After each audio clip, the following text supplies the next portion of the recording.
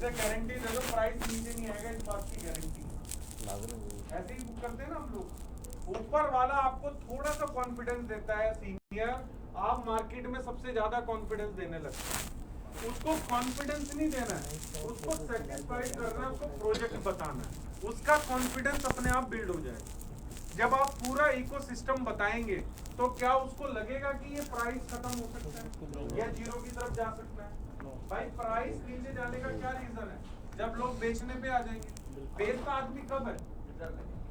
जब डर लगे कंपनी पीछे कोई ना हो, कोई बैकबोन ना हो, कुछ ना हो। अब कंपनी अपने इकोसिस्टम में इतनी चीजें ऐड ऑन करती जा रही है, तो ऐड ऑन होने की वजह से तो क्या प्राइस नीचे आएगा? अगर आना होता तो आ जाता। जब बिटकॉइन 70,000 से 20,000 आ गया तो एम कॉइन भी नीचे आ सकता था। एम कॉइन तो नीचे नहीं आया। क्यों नहीं आया? क्योंकि एम कॉइन में कॉन्स्टेंटली बाइंग आती रही और अब तो बाइंग ज्यादा बढ़ चुकी है। 15 लाख लोग में से अगर 5 लाख लोग भी एक एक आदमी को रेफर करते हैं तो नए कितने लोग आ गए? 5 लाख लोग आ गए। तो जैसे जैसे कम्युनिटी बढ़ेगी इस प्रोजेक्ट की भी स्ट्रेंथ बढ़ती चली जाएगी। तो इन लॉजिक्स को आपने समझना है कि हमारा जो प्रोजेक्ट है जिसमें हम काम कर रहे हैं मीथर नेक्सराइज में, वो वर्क कैसे करता है, उसका मैकेनिज्म चलता कैसे। कहीं ऐसा ना हो कि आप अपने तरीके से मार्केट में काम कर रहे हो और आप सामने वाले को बोल रहे हो। क्योंकि मैंने लीडर्स का देखा है, कई लीडर्स ने क्या कर रखा है, लोगों की आईडी लगवा रखी है और उनको महीने का फिक्स देते हैं। आईडी लगवा रखी है और महीने का फिक्स देते हैं, तो ये गलत तरीका है। क्योंकि जो काम कंपनी नहीं कर रही है वो काम हम क्यों करें? क्या कंपनी आपको इंसिस्ट कर रही है? अगर किसी ने फिक्स में जाना है तो कंपनी ने प्रो शेयर का प्लान बना रखा है, आप प्रो शेयर में जाओ फिक्स में। कॉइन का कोई झंझट ही नहीं है, ना कॉइन मिलेंगे ना कॉइन आपके पास होंगे। प्रो शेयर में आप जाइए, प्रो शेयर में कंपनी अप टू 10% दे रही है महीने का। तो 7%, 8%, 9% जो भी आपका बनना बनेगा फिक्स। कंपनी जो रेवेन्यू गेन कर रही है उस रेवेन्यू में से आपके साथ शेयर करेगी। लेकिन हम अपने लेवल पे लोगों को तसल्ली दिला दें या हम ये बोलते हैं कि आप लगाओ 10 लाख रुपए, आपको महीने का लाख रुपए आता रहेगा, तो ये कोई आरओआई प्लान नहीं है। उसको जो 10 लाख उसने लगाए हैं उसको 20 लाख के एम कॉइन मिले हैं। अब एम कॉइन डिवाइड होके उसको डेली के एम कॉइन आएंगे। क्या पैसा आएगा? उसको एम कॉइन आएंगे। अब एम कॉइन की वैल्यू के हिसाब से उसका पैसा बढ़ेगा। अगर प्राइस मान लो मैंने आज पैकेज लिया, ठीक है, अब मेरे पास डेली के 100 एम कॉइन आ रहे हैं। 15 नवंबर को मान लो प्राइस हो गया $1.05 या 10 सेंट, तो क्या हुआ? जो 100 कॉइन की कीमत $95 थी वो क्या हो गई? $110 हो गई। अगर वही प्राइस हो गया $2 तो क्या हुआ? वही 100 कॉइन की कीमत जो $95 थी क्या हो गई? $200 हो गई। डेली मुझे $95 आ रहा था, लेकिन कीमत बढ़ने की वजह से क्या हो गया? डेली मुझे क्या आ रहा? $200 आ रहा। कॉइन उतनी आ रहे हैं 100 कॉइन, लेकिन कीमत बढ़ गई। अब ये प्राइस अगर $5 हो गया तो मेरी डेली के कितने हो गए? $500 हो गए। तो प्राइस का खेल है सारा, ठीक है। और प्राइस में मूवमेंट क्यों आनी है उसकी रीजन मैंने आपको बता दी। अब ये कंपनी सिर्फ लखनऊ या इंडिया में नहीं है, यह 160 कंट्रीज के अंदर पॉसिबिलिटी इसलिए जाती है।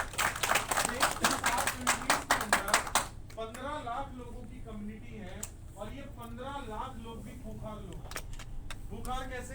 जो पुराना तजुर्बा ऐसा रखते हैं, जो मौका ढूंढ रहे हैं कि एक बार मौका मिले और हम बस तसल्ली कर लें कमाने की, ठीक है। मतलब बहुत सारे ऐसे हमारे बीच में लोग हैं जिनके पास नेटवर्किंग का 30-30 साल का भी तजुर्बा है। अब एक गेस्ट आ रहे हैं बाहर से डेलीगेट्स, जिनका नाम है फिल मोजर।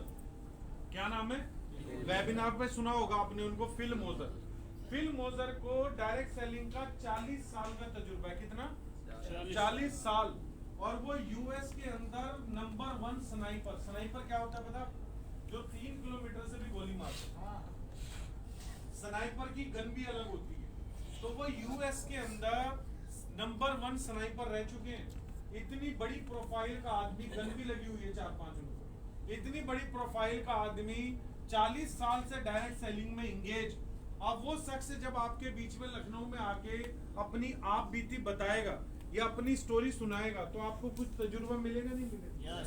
वो अपनी जो भी उसके हर्डल रहे, मतलब जो भी रुकावटें उसकी जर्नी में रही है और उन रुकावटों को कैसे दूर किया करेगा वो आपके साथ शेयर करेगा।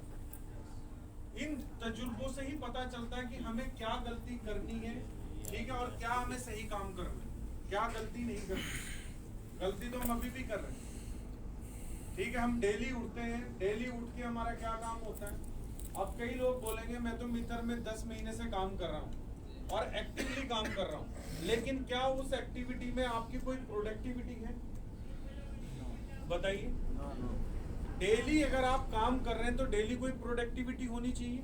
जब आप कोई कारोबार करते हैं, कोई दुकान खोलते हैं, तो आपको क्या चाहिए? डेली की सेल चाहिए।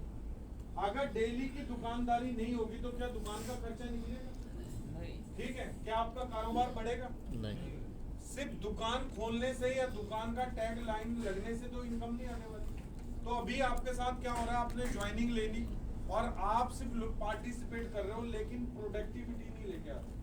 तो जब तक आप लोग प्रोडक्टिविटी नहीं लेके आएंगे आपकी जेब में पैसा नहीं आने वाला। अगर आप चाहते हैं कि जायसवाल जी की तरह, जगतार सिंह नेहाल जी की तरह, बलजिंदर सिंह बरनाला जी की तरह, ठीक है, या ताहिर हुसैन की तरह हम भी इनकम करें, तो जो काम जायसवाल जी कर रहे हैं या मैं कर रहा हूँ उस कामों को आपको करना पड़ेगा, तभी आएंगे। या उसके बिना आ सकते हैं?